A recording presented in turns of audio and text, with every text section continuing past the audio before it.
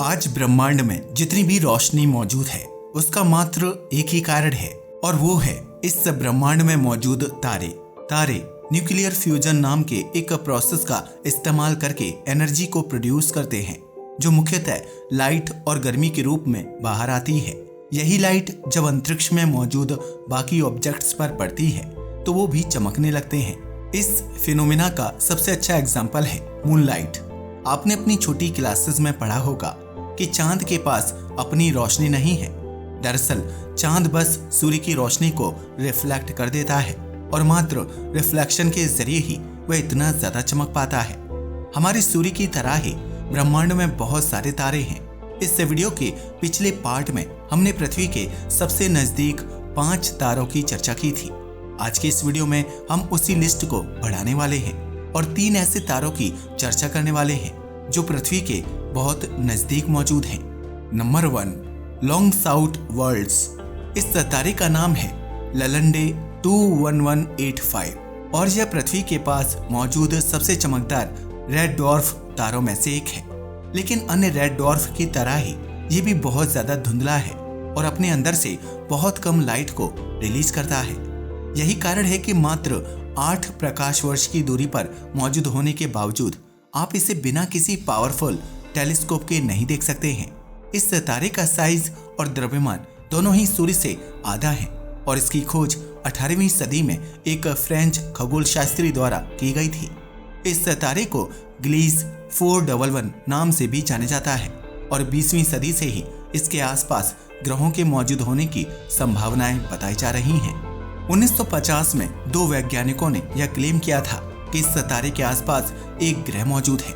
उनके मुताबिक उन्हें तारे के ऑर्बिट में कुछ ऐसे चेंज देखने को मिले थे जो यह दर्शा रहे थे कि तारे के आसपास किसी और बड़े ऑब्जेक्ट का भी ग्रेविटेशनल इफेक्ट पड़ रहा है। हालांकि बाद में ये पता चला था कि जिस इंस्ट्रूमेंट से वह 2 वैज्ञानिक तारे पर रिसर्च कर रहे थे उसमें ही खराबी थी और वह हर तारे के ऑर्बिट में उन चेंजेस को शो कर रहा था। 40 साल बाद 1990 में फिर से एक खगोल शास्त्री यह बताते हैं कि इस तारे के आसपास एक बृहस्पति की साइज का ग्रह मौजूद हो सकता है। उनका कहना था कि उस ग्रह का द्रव्यमान बृहस्पति के द्रव्यमान का 90% होगा और उसका तापमान भी बृहस्पति के मुकाबले बहुत ज्यादा होगा। इस पर ज्यादा रिसर्च न होने की वजह से ये कभी कंफर्म नहीं हो पाया कि ललंडे के ऑर्बिट में कोई जुपिटर जैसा ग्रह मौजूद है या नहीं। 1990 के बाद मई 2019 में फिर से एक खगोल शास्त्री ने यह प्रेडिक्शन की कि इस तारे के आसपास एक सुपर अर्थ मौजूद हो सकती है। आपकी जानकारी के लिए बता दूं कि यह इस तरह के ग्रह होते हैं जिनके फीचर थोड़े बहुत पृथ्वी से मैच करते हैं, लेकिन इनका साइज पृथ्वी के मुकाबले बहुत ज्यादा होता है। ज्यादा साइज होने की वजह से ही इनके नाम के आगे सुपर शब्द का इस्तेमाल किया जाता है। वैज्ञानिकों ने अपनी कैलकुलेशंस के जरिए ये बताया था कि यह सुपर अर्थ इस तारे का एक चक्कर मात्र 13 दिन में लगा लेती होगी। इसी वजह से इसका तापमान भी बहुत ज्यादा होगा। अब शायद आपके दिमाग में ये सवाल आ सकता है कि ग्रह का तेज चक्कर लगा लेने से तापमान का क्या कनेक्शन है। असल में कोई भी ग्रह अपने एक रिवॉल्यूशन को इतना तेज तब खत्म करता है जब वह तारे के बहुत नजदीक मौजूद होता है।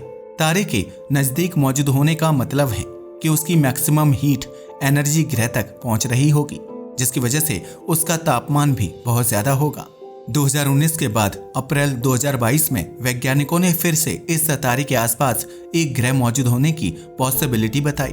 उनके मुताबिक हमारे सौरमंडल में मौजूद नेपच्यून ग्रह के साइज का एक ग्रह इस तारे का चक्कर लगा रहा है।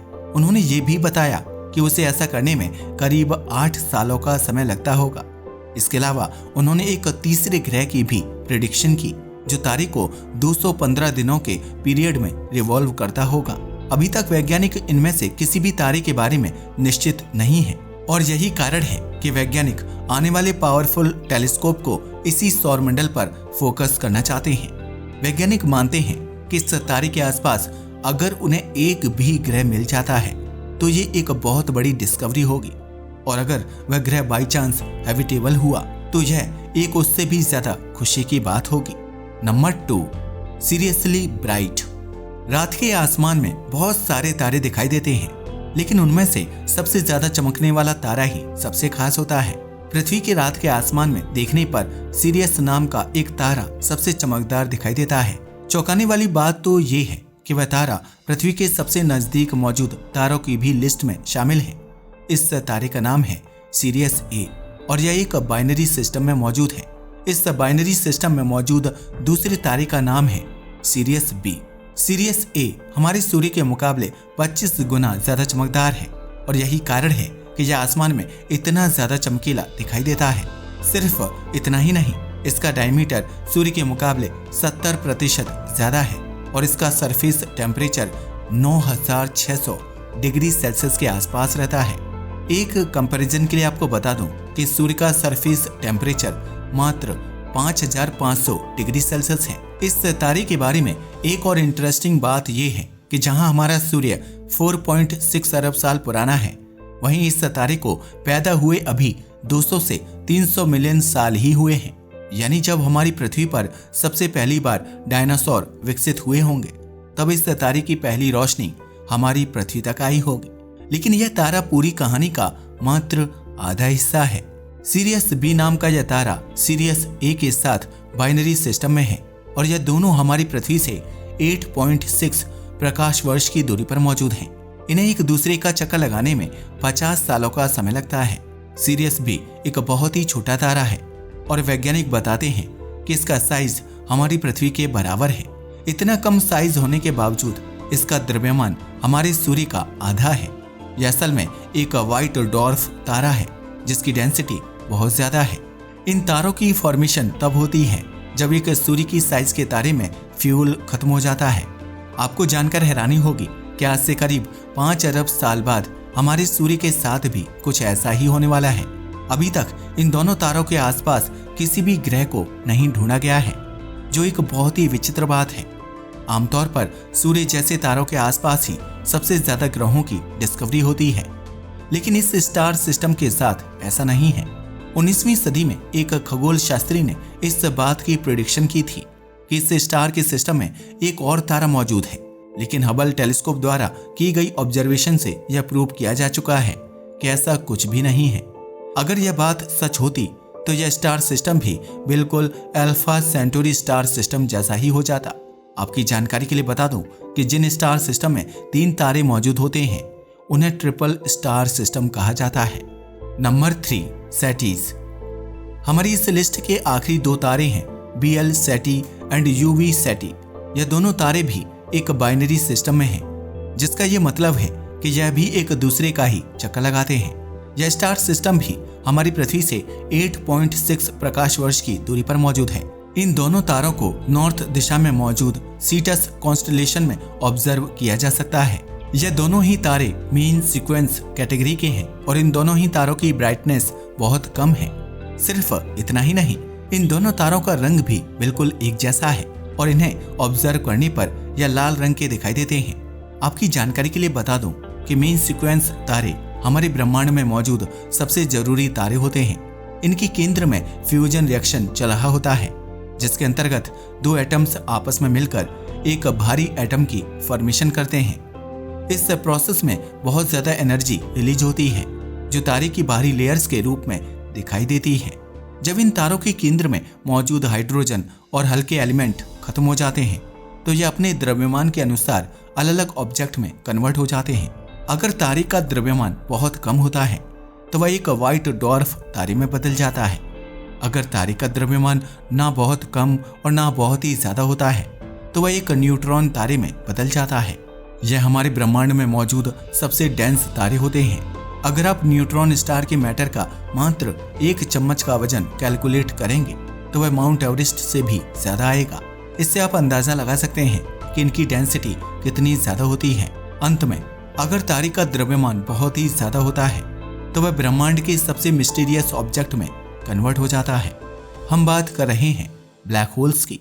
जैसा कि इनके नाम से ही पता चलता है, जो ऑब्जेक्ट पूरी तरीके से काले होते हैं।